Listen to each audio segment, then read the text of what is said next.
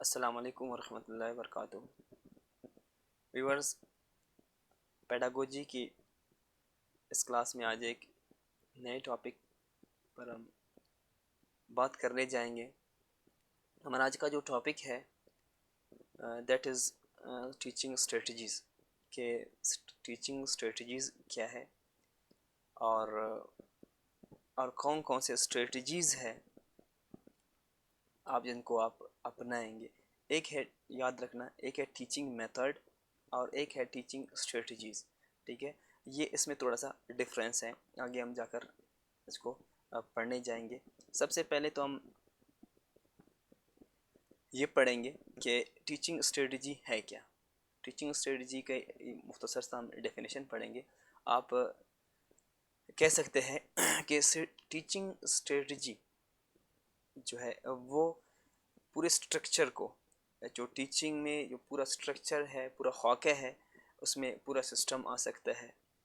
ठीक है, उसमें मेथड्स स्ट्रेटजी के अंदर आ सकते हैं। ठीक है, मेथड्स जो है क्या है, स्ट्रेटजी का हिस्सा है। ठीक है, और स्ट्रेटजी मेथड का हिस्सा नहीं है, बल्कि मेथड स्ट्रेटजीज़ के जो है या स्ट्रेटजी के हिस्से हैं। लिहाजा आगे जो टेक्निक्स हैं हम यूज़ करते हैं, जो प्रोसीजर है, जो प्रोसेस है क्लास में पढ़ाने के, जो टीचर जो है यूज़ करता है अपने इंस्ट्रक्शन को, जो है बच्चों को इंस्ट्रक्शन देते हुए जो चीज़ें यूज़ करता है, तो वो जो है स्ट्रेटजी कहलाता है। यानी पूरा आगे हम जाकर पढ़ेंगे, आप लोगों को इसकी मिसालें देखकर आप लोग समझ आ जाएगी कि टीचिंग स्ट्रेटजी और मेथड में क्या फ़र्क है। मेथड, बस ये चीज़ अपने जहन में रखें कि मेथड जो है टीचिंग स्ट्रेटजी का एक हिस्सा है। टीचिंग स्ट्रेटजी अपनाते हुए आप जो है एक टीचिंग मेथड अपनाकर आप उसको पढ़ा सकते हैं। मतलब method, teaching method teaching strategy का जो है वो एक पार्ट है, वो एक जुज़ है। इसके अलावा टेक्निक है, प्रोसेस है, प्रोसीजर है, जितने भी है वो सारे टीचिंग स्ट्रेटजी में आता है। और टीचिंग मेथड जो है एक शॉर्ट टर्म प्लान है। आप एक लेसन को प्लान करते हैं, उसके लिए आप एक मेथड सेलेक्ट करते हैं, आप वो पढ़ाते हैं, तो वो एक शॉर्ट टर्म हो गया। लेकिन टीचिंग जो स्ट्रेटजीज़ है वो लॉन्ग टर्म प्रोसेस है। लॉन्ग टर्म जो है प्लानिंग्स हैं, जो आप डिज़ाइन करते हैं, जो आपके पर्टिकुलर गोल्स हैं उनको अचीव करने के लिए। For example, government of Pakistan एक स्ट्रेटजी अपनाता है कि मैट्रिक तक जो है मुझे स्टूडेंट को किस स्ट्रेटजी के तहत जो है मुझे उनको पढ़ाना है, और मैट्रिक के बाद उससे मुझे किस चीज़ के लिए उसको तैयार करना है। तो ये पूरा लॉन्ग टर्म जो है क्या कहलाता है, ये स्ट्रेटजी कहलाता है।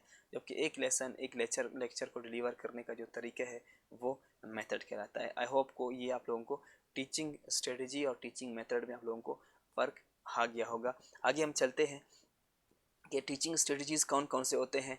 टीचिंग स्ट्रेटजीज़ आप यहाँ पे देख सकते हैं। सबसे पहले है विजुअलाइजेशन। आप जो है टीचिंग स्ट्रेटजीज़ में आप विजुअलाइजेशन आप अपनाते हैं। ठीक है, बच्चों को कुछ दिखाने के लिए, बच्चों को दिखाकर आप कुछ उनको समझाते हैं, उनको आप पढ़ाते हैं। जो विजुअल एड्स हैं, ठीक है, वो सारे जो है आपके टीचिंग स्ट्रेटजीज़ का हिस्सा है। कोऑपरेटिव लर्निंग है, कभी आप अपनाते हैं। ठीक है, कोऑपरेटिव लर्निंग आपकी टीचिंग स्टडीज़ का हिस्सा है। बच्चों को जो है एक दूसरे के साथ जोड़कर उनको सिखाना। ठीक है, या इंक्वायरी बेस्ड लर्निंग है, वो भी टीचिंग स्ट्रेटजी है एक, कि आप बच्चों से जो है इंक्वायरी करते जाएं और उनको सिखाते जाएं या उनको समझाते जाएं इंक्वायरी बेस्ड पर। इसके अलावा आप आगे जाएंगे तो चौथे नंबर पर है टेक्नोलॉजी इन क्लासरूम।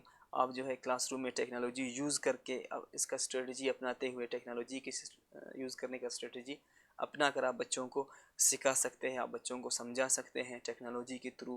प्रोजेक्टर्स हो गए, ठीक है, वो तो विजुअल में भी आते हैं, और बाकी जो टेक्नोलॉजी है आप उनको भी यूज़ करके आप बच्चों को जो पढ़ाते हैं। तो ये सारे चीज़ें जो है टीचिंग स्ट्रेटजीज़ में आता है। इसके अलावा बिहेवियर मैनेजमेंट है। फॉर एग्जांपल, आप जो है क्लासरूम में बिहेवियर को जो है सेट करने के लिए, बच्चों को अखलाक को सेट करने के लिए, उनके बिहेवियर को सेट करने के लिए आप क्या करेंगे, डिसिप्लिन्स आप जो है सेट कर लेंगे स्कूल्स के लिए। स्कूल के लिए डिसिप्लिन बनाएंगे कि किसी ने अगर ये किया तो उसको इतना जुर्माना है, या उसको इतना ये पनिशमेंट उसको मिलेगी। या इसके अलावा और आप बच्चों को जो है क्लास से बाहर जाने के लिए, आप उनको परमिशन लेने के लिए उनको पास कार्ड्स देते हैं कि आप एक एक करके जाए, ताकि बच्चे एक एक करके जाए, उनको पास कार्ड्स आप दे सकते हैं। तो ये भी बिहेवियर मैनेजमेंट है, ये भी आपकी टीचिंग स्ट्रेटजी का हिस्सा है। और बिहेवियर मैनेजमेंट के लिए आप कुछ और भी अपना स्ट्रेटजीज़ अपना सकते हैं। और इसके अलावा प्रोफेशनल डेवलपमेंट है, आप बच्चों में जो है प्रोफेशनल डेवलपमेंट क्रिएट करने के लिए उनको जो है डेवलप, आप उनको समझाने के लिए, ठीक है, उनको जो उनको प्रोफेशनल जो कोर्सेज़ हैं उनको डेवलपमेंट करने के लिए आप जो भी स्ट्रेटजीज़ अपनाते हैं वो सारे, जो भी तरीके अपनाते हैं वो सारे स्ट्रेटजीज़ कहलाते हैं।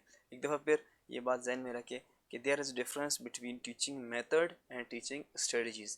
टीचिंग स्ट्रेटजीज़, सिंपल सी बात है कि टीचिंग स्ट्रेटजी लॉन्ग टर्म, ठीक है, प्लान है, और teaching method short term plan है। वो 1 घंटे के लिए भी हो सकता है, आधे घंटे के लिए भी हो सकता है, लेकिन टीचिंग स्ट्रेटजीज़ जो है वो बहुत लॉन्ग टर्म है, ताकि आप मखसूस गोल्स को हासिल करने के लिए आप कोई तरीके स्ट्रेटजीज़ अपनाते हैं कि मुझे इन स्ट्रेटजीज़ से को अपना कर मुझे बच्चों से ये चीज़ें इनको उनसे हासिल करना है, इनको ये चीज़ें सिखाना है।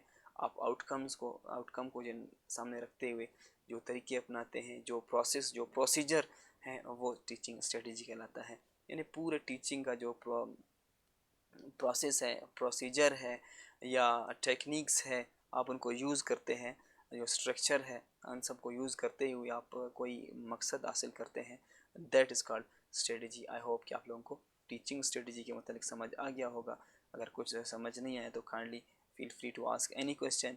इंशाल्लाह you will be you will be given a test regarding the teaching strategy। इसके मतलब आप लोगों से MCQs की ऑनलाइन मॉक टेस्ट दिया जाएगा। इस तरह के हमारी तमाम क्लासेस के आखिर में आप लोगों से मॉक टेस्ट दिया जाता है, तो आप लोगों को टाइम दिया जाता है 6 घंटे के लिए कि आप इसके नोट्स बनाएं, इसके MCQs बनाएं, तैयार कर लें, ताकि आप लोगों का जो मॉक टेस्ट है वो ठीक से हो जाए। बहुत बहुत शुक्रिया।